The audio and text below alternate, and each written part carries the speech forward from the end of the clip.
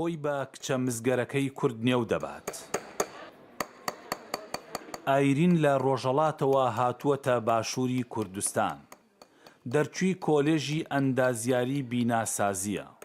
حەز و خولیای بۆ کاری مزگەری و هەڵکۆڵین و نەخشاندن لە سەرمز وای لێ کردووە واز لە پیشە سەرەکیەکەی خۆی بهێنێت و ماوەی 2 ساڵە مزگەری دەکات. من 2 ساڵ و نیمە مەشغوڵ بە فعالیەتم لە ڕشتەی قەڵەمزەنی لە بان زروفە مسی بۆشقاب مەجماوە پلاکە مسیۆ.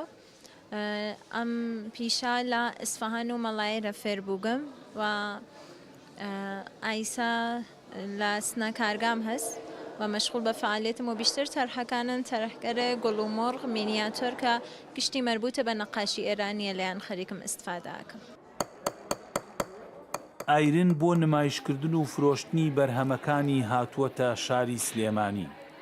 خۆیت بە تەنیا کچی کورد دادەنێت کە کاری مزگەری و نەخشاندن و هەڵکۆڵین بکات. لە ڕێگەی براکەیەوە فێری مزگەری و هەڵکۆڵین و نەخشاندن بووە و بۆ زیاتر شارەزابوونیش لەو بوارەدا سەردانی شاری ئەسفەهانی کردووە. ئەم مزگەریە لە ماوەی پێشووە هین کورد بووە کە ئەلئان لە وڵاتی پارسنشینا دروستیەکەن. ئیسا ئەم کچە هاتووە ئەم مزگەریە زینۆ کردووەتۆ لە سناک ئیشی ئەم مزگەریەکە.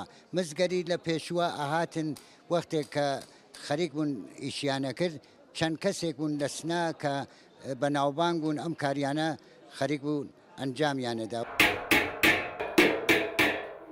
پیشەی مزگەری لە زۆربەی شارەکانی 4 پارچەی کوردستان وەک پیشە گرنگی پێدراوە.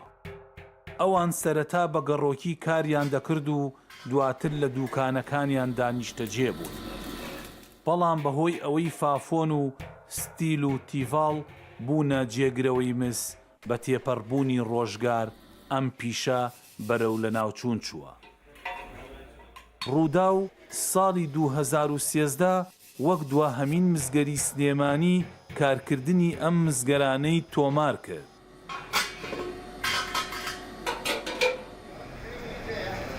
ئەم دوکانەش هەمان دوکانی مزگەرەکانە.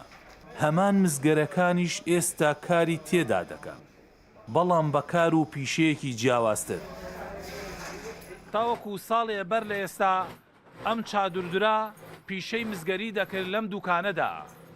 ئەو وازی لە پیشەکەی هێنا و دەستی دایە چادرچێتی. بە وازێنانی لە پیشەکەشی دەرگای یەکجارەکی بەڕووی پیشەی مزگەریدا داخست لەم شارەدا. جەمال ئەحمەد جەمیل، ڕوودا و سلێمان.